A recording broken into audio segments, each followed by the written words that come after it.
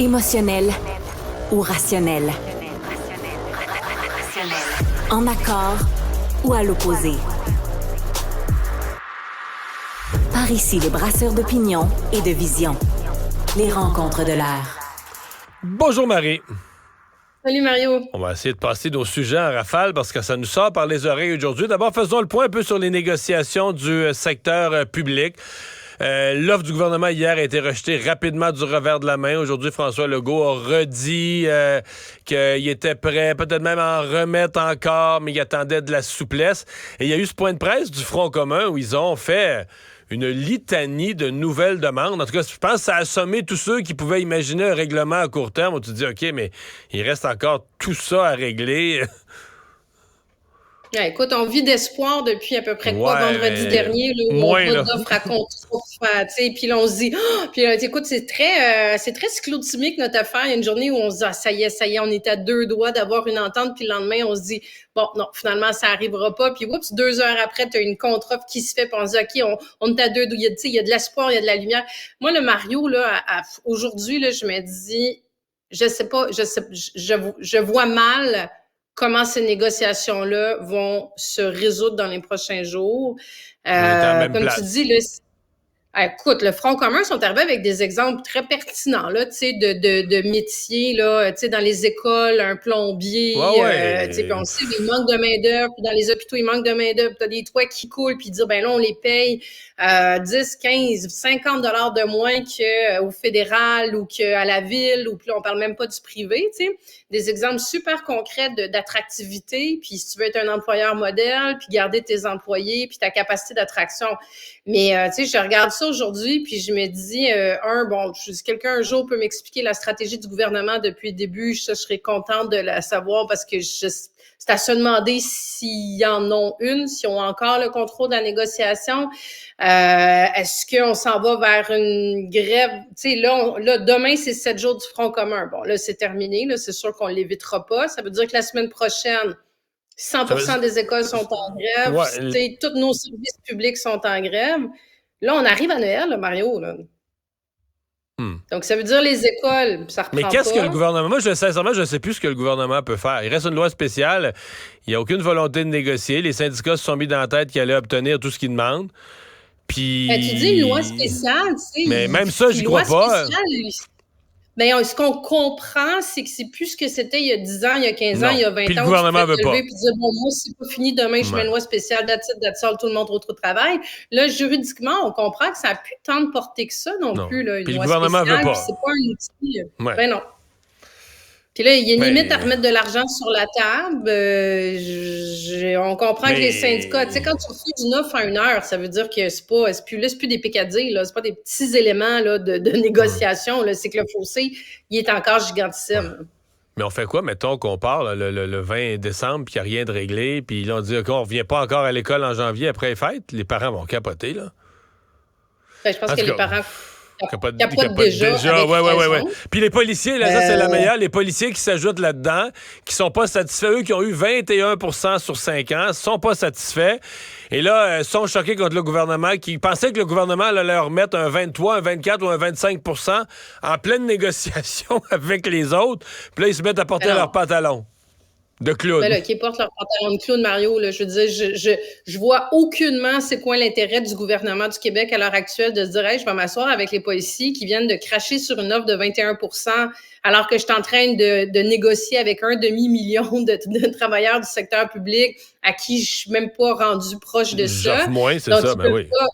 Ils peuvent pas revenir avec un 22, un 23, un 24, un 26% pour les policiers. Après ça, c'est terminé. Là. Ils seront jamais capables de négocier avec la FIC, avec la FAE, avec le Front commun. Donc, les policiers, on va les voir porter leur culotte de clown une couple de semaines, d'après moi. Ah oui, tant mieux de se préparer à les porter longtemps. Ouais, c'est peut-être le cas. Hey, 2 événements qui sont survenus, qui touchent des élus. Le premier concerne le ministre québécois de l'Agriculture, André Lamontagne, où ça n'a pas super bien été, là, son passage devant le congrès de l'UPA.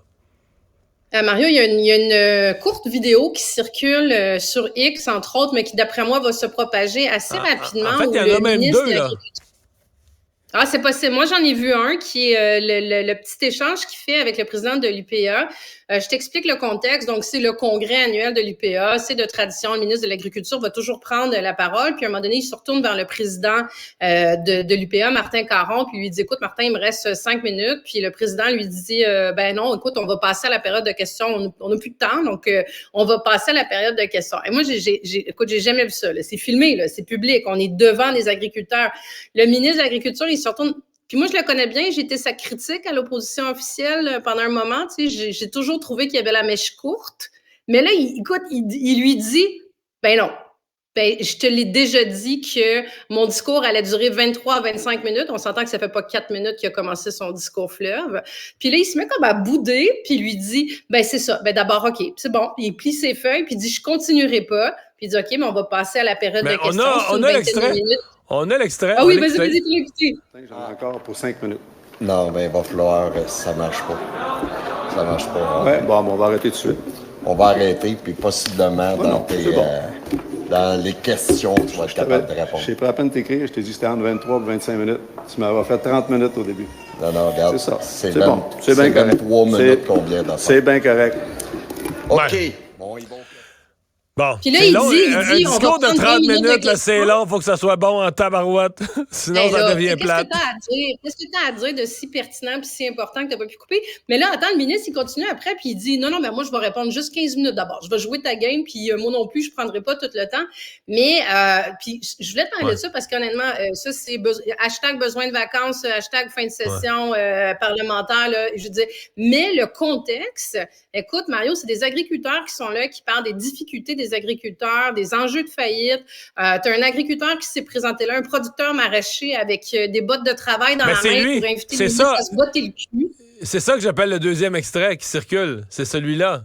Quand je te disais qu'il y en a deux qui circulent, c'est ça le deuxième. Oui, c'est ça. Et à donc, Ottawa... non, hashtag besoin de vacances, on t'entend. Ouais. Et à Ottawa, il s'est passé quelque chose. Et là, cette fois-ci, c'est moins gracieux. En fait, j'ai rarement vu une affaire de même. Il y a un député, parce que tu sais, chaque député, on dirait que ta plus grande fierté, c'est ton comté. Et là, tu as le député conservateur Joël Godin qui parle d'inflation. J'ai pas tout le contexte de ce qui se disait dans les interventions précédentes. Et là, il dit à la ministre, le Boutillier, qui évidemment est la représentante de Gaspésie-Île-de-la-Madeleine, il dit il faut falloir qu'elle sorte de ces îles de la Madeleine. Et la madame était pas contente, la ministre était furieuse, avec raison. Avec raison. Mais écoute, qu'est-ce qu'il a pensé? J'en ai vu des commentaires comme ça pendant mes presque 10 ans en politique, puis j'ai toujours trouvé ça pas bien insignifiant. Moi, je me faisais dire que j'étais une députée de Montréal. Donc, comme je suis une députée de Montréal, je te mets en parenthèse que j'ai grandi dans un petit village en Montérégie-Ouest agricole, là. Mais comme tu viens de Montréal, tu peux pas comprendre ce qui se passe en région puis la réalité des agriculteurs. C'est un peu sur le même thème. Je trouve ça un peu minable. Ouais. Mais là, il va falloir qu'elle sorte de ces îles de la Madeleine. Là, il va falloir qu'elle sorte de ces îles de la Madeleine parce qu'il y a des gens qui crèvent de faim à Montréal. C'est ça qu'il dit. C'est la guignolée des médias aujourd'hui. Inflation. Puis elle n'est pas capable de comprendre justement les enjeux des Montréalais. Écoute, Diane de Boutillier, là, faut voir l'extrait encore là. Écoute, elle s'est levée au quart de tour. Ça, j'ai rarement vu ça, par contre. Rouge, là, mais en colère, là, puis elle ramasse en disant à quel point c'est insultant pour les Madelinos, puis, ben, écoute, elle a raison, là. Ben oui. C'était pas élégant. C'était pas élégant. Puis le Parti conservateur qui a besoin un peu tu sais, qui est déjà un petit peu brûlé ils se battent, là, pour, si on veut faire une petite analyse politique, ils se battent pour les maritimes. On a vu, justement, Trudeau qui a enlevé la taxe dans les maritimes, justement, parce qu'il y avait beaucoup de grogne par rapport à ça. Puis là, ben, il y a un petit commentaire qui a été fait par un député bloquiste, justement, qui a dit « J'espère que le député Godin n'a pas prévu ses vacances de l'été prochain aux îles de la Madeleine. » Il va être attendu avec une brique nationale. Mais pour les conservateurs, la députée qui demande qu'on parle juste en anglais, celle-là qui insulte les îles de la Madeleine. On dirait que c'est pas une bonne semaine au Québec. Là. Leurs chiffres sont bons et tout ça, là, mais on dirait que c'est pas une semaine pour toucher le cœur des Québécois. Il y a des missions au Parti libéral du Canada pour la prochaine campagne électorale. Ça, c'est des beaux extraits à ressortir en boucle, puis en boucle, puis en boucle. Puis à chaque fois que le chef du Parti conservateur va se présenter dans un événement dans les Maritimes, inquiète-toi pas qu'ils vont se gâter, ils vont la ressortir. Ça. Grosse bourde. Merci, Marie. Au revoir. Merci, Mario.